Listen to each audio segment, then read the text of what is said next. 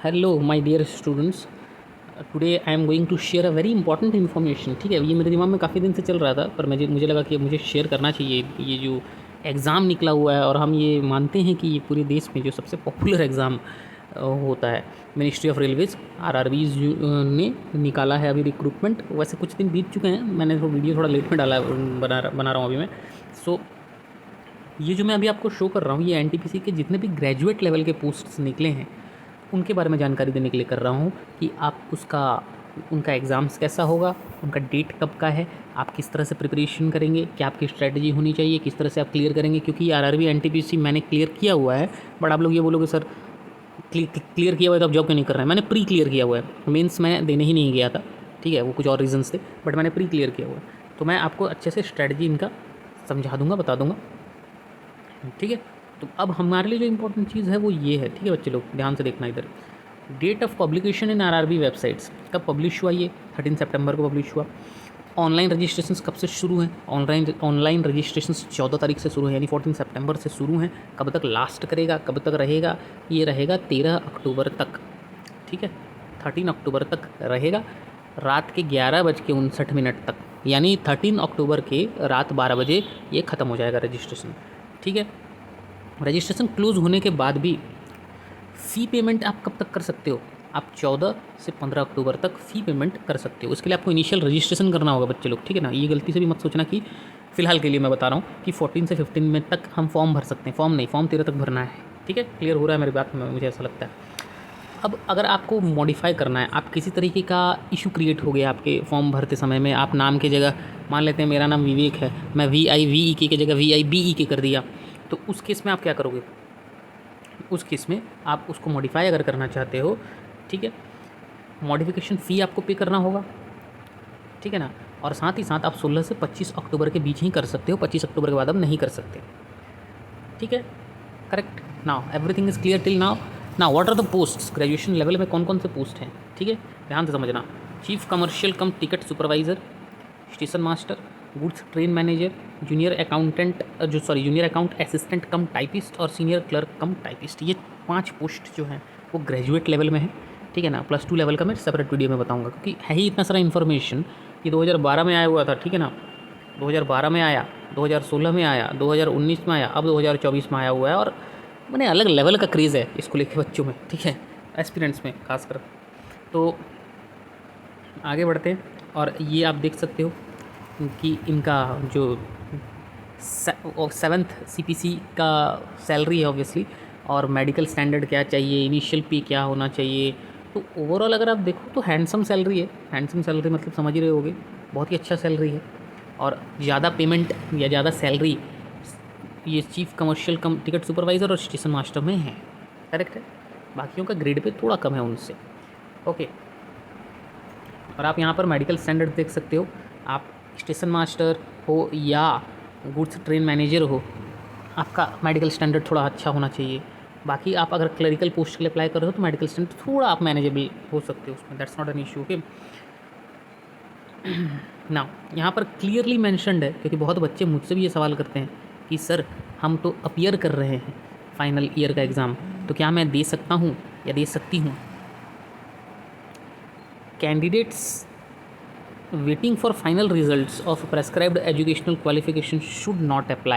So the means students, if you are waiting for the final results, and that means obviously you are not having your final results in your hand, then you can't apply. आप apply नहीं कर सकते उस case में। तो नहीं करना है तो नहीं करना है, फिर क्यों करोगे फिर? ठीक है ना, पैसा क्यों बर्बाद करोगे? 100 रुपये लगेंगे। तो कुछ इंपॉर्टेंट चीज़ें हैं जिनमें बच्चों को पहले से ध्यान देना चाहिए। ठीक है, क्योंकि ये ऐसी चीज़ें हैं जिसको हम ज़्यादातर इग्नोर करते हैं। पहला बात तो ये, जो सब जानते हैं कि कितने स्टेजेस में एग्ज़ाम होगा। ऑब्वियसली 2 स्टेजेस में एग्ज़ाम होगा, ये जनरल बात कर रहा हूँ मैं। बाकी अकॉर्डिंग टू पोस्ट अगर उसमें अलग एग्ज़ाम्स हो रहे हैं, that is a different thing. Okay, but here it is clearly mentioned that there shall be 2 stage computer based exam followed by computer based aptitude test और टाइपिंग स्किल टेस्ट। वो depend करता है कि जहाँ applicable है। मान लेते हैं अगर आप क्लरिकल पोस्ट में डाल रहे हैं, अप्लाई कर रहे हैं, तो टाइपिंग टेस्ट देना होगा, टाइपिंग स्किल टेस्ट। अगर आप स्टेशन मास्टर जैसे पोस्ट के लिए अप्लाई कर रहे हैं तो आपको वहाँ CBAT देना होगा, कंप्यूटर बेस्ड एप्टीट्यूड टेस्ट भी देना होगा। करेक्ट। यहाँ सब मैंशनड है वैसे, आप आराम से इत्मीनान से बैठ के इसको पढ़ेंगे सब क्लियर हो जाएगा। बच्चों में क्या है ना, आजकल तड़तड़ी बहुत रहता है, बहुत हड़बड़ाए रहते हैं, शॉर्ट्स देखते हैं, अरे जल्दी जल्दी कुछ इन्फॉर्मेशन मिल जाए, नहीं, समय देना होगा, ठीक है। Everything you will get when you give time, that's the bitter truth, ठीक है। तो बच्चों वो तो करना पड़ेगा आपको। शॉर्ट लिस्टिंग कैसे हो रहा है यहाँ पर, शॉर्ट लिस्टिंग होगा 15 टाइम्स, समझ में आ रहा है आप लोगों को। फॉर एग्ज़ाम्पल मान लेते हैं कि टोटल वैकेंसीज़ जो है पोस्ट की 8113 है, इसका 15 गुना, मतलब समझ पा रहे हो, 1,20,000 कैंडिडेट के आसपास जो हैं वो फर्स्ट स्टेज में क्लियर होंगे, और उसमें से छटाई होने के बाद जाके इतने जो हैं वो बचेंगे, करेक्ट है। और यहाँ नॉर्मलाइजेशन भी होता है, नेगेटिव मार्किंग भी होता है। Negative marking 1/3 of the marks आपका हट जाएगा, यानी अगर 1 मार्क के आप 1 मार्क क्वेश्चन है तो 1/3 उसका क्या होगा आप जानते होगे अच्छे से, हाँ, लगभग 33, 0.33 मार्क्स आपके कट जाएंगे ना। अब आगे बढ़ते हैं, सॉरी, देखो वीडियो थोड़ा सा बड़ा होगा, ठीक है, पेशेंस आपको रखना पड़ेगा, यही तो सब टेस्ट है ना, क्योंकि जिसके पास पेशेंस है वही तो एग्ज़ाम क्लियर करेगा। तो आगे बढ़ें, और इसमें हमारे लिए इम्पोर्टेंट अभी फ़िलहाल ऐसे तो कुछ है नहीं। हाँ, ये देख लीजिएगा यहाँ पे फिज़िकली फ़िट का ऑब्वियसली ए है तो बहुत ज़्यादा सही, आपको मतलब कि कंप्रोमाइज़ नहीं करेगा वो मेडिकल में ज़्यादा। बी है थोड़ा बहुत चलेगा, सी है तो और थोड़ा लिबरल होंगे वो लोग, ठीक है। बहुत ज़्यादा डिटेल में जाने की इसमें कुछ खास ज़रूरत नहीं है, समय बर्बाद क्यों करोगे। हाँ, इम्पॉर्टेंट आ जाएगा अब यहाँ पर, यहाँ आ जाइए एजुकेशनल क्वालिफ़िकेशन, क्योंकि हम ग्रेजुएशन वाले देख रहे हैं तो ऑब्वियसली ग्रेजुएट होना चाहिए, नॉर्मल ग्रेजुएट, कोई भी ग्रेजुएट होना चाहिए, ठीक है।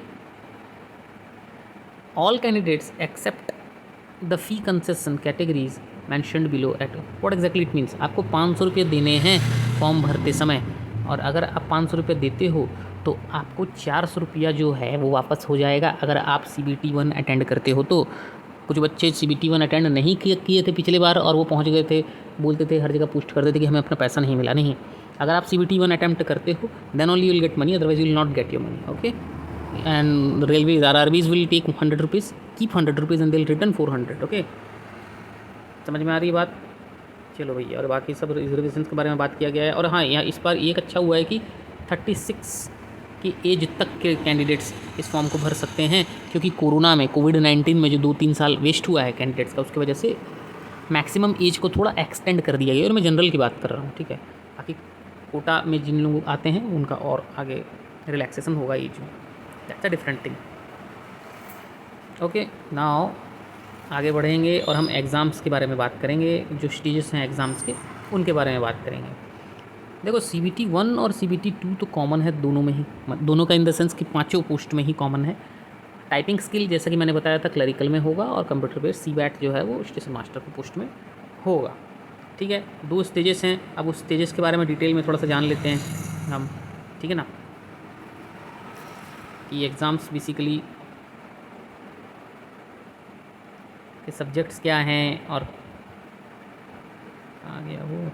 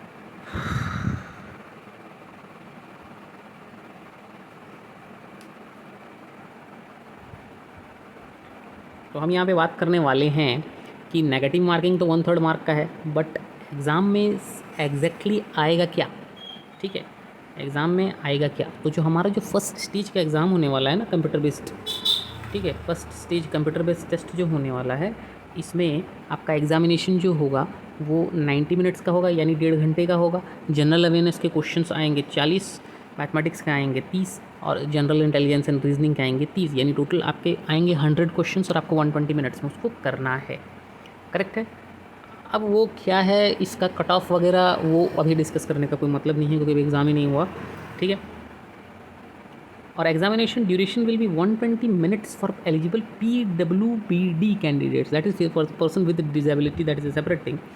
और जो बच्चे इसमें शॉर्टलिस्ट होंगे वो सेकंड स्टेज में जाएंगे, और ये सिर्फ स्क्रीनिंग के लिए होता है, इसका मार्क ऐड नहीं होता आपके फाइनल मेरिट में। मतलब आप अगर बोलोगे कि नहीं मैं फर्स्ट स्टेज में इतना मार्क लाया, मैं 100 में से 100 मार्क्स का एग्ज़ाम है, मैं 95 लाया, जो बच्चा 95 ला रहा है और जो बच्चा 75 ला रहा है, अगर कट ऑफ 70 है तो 75-95 का कोई मतलब नहीं है, आपको बस कट ऑफ क्लियर कर रहा है फर्स्ट स्टेज में। कुल मिला के मैं ये कहना चाहता हूँ, आपके मेरिट्स सेकंड स्टेज से क्लियर होगा। और ये सिलेबस मैथमेटिक्स का देख रहे हो, बहुत ही कॉमन सिलेबस है, ज़्यादातर SSC RRBs में यही सब आते हैं। Number system, decimal, fractions, LCM, HCF, ratio, proportions, percentage, mensuration, time and work, time and distance, simple and compound interest, profit loss, elementary algebra, हाँ, ज्योमेट्री, ट्रिग्नोमेट्री, स्टैटिस्टिक्स। तो ये सारा जो तुम देख रहे हो ना, ये बहुत ही कॉमन है। मेरे ख्याल से सबको जो अच्छा खासा तैयारी कर रहा है उसको ये सब आता होगा। करेक्ट है। फिर जनरल इंटेलिजेंस है, रीजनिंग का, फिर जनरल अवेयरनेस है। ठीक है, इसके बारे में मैं सेपरेट वीडियो बनाऊंगा, नहीं वरना बहुत बड़ा हो जाएगा। ठीक है। हाँ, तो मेरी तरफ से बेस्ट ऑफ लक बच्चे लोग, to all the aspirants, prepare well. और मैं कोशिश करूँगा कि जितना मुझसे कवर हो सके, गाइडेंस हो सके, मैं आप लोगों को प्रोवाइड करूँगा। अगर आप लोगों को अच्छा लगेगा तो आप लोग वीडियोस को लाइक शेयर कर दीजिएगा, नहीं अच्छा लगेगा मत कीजिएगा, that's your choice. And obviously quality matters, you all are free to choose what you like. Okay, ठीक है। चलो, मेरी तरफ से तो बहुत बहुत गुड विशेस हैं आप लोगों के लिए। बहुत अच्छा अपॉर्चुनिटी है, आप लोग अच्छे से ग्रैब करिए। नेक्स्ट वीडियो में मैं प्रॉपर स्ट्रैटेजीज़ बनाऊंगा कि आप मैथमेटिक्स और रीजनिंग को, मैं कोशिश मैथमेटिक्स और रीजनिंग का ही करूँगा क्योंकि मैं उसी का फैकल्टी हूँ। बट हाँ, मेरे अगर इच्छा, मतलब मैं अगर टाइम हुआ मुझे, मैं कोशिश करूँगा जनरल अवेयरनेस कवर करने का। But I am more incline towards mathematics and reasoning, तो वो हम कर लेंगे। ठीक है।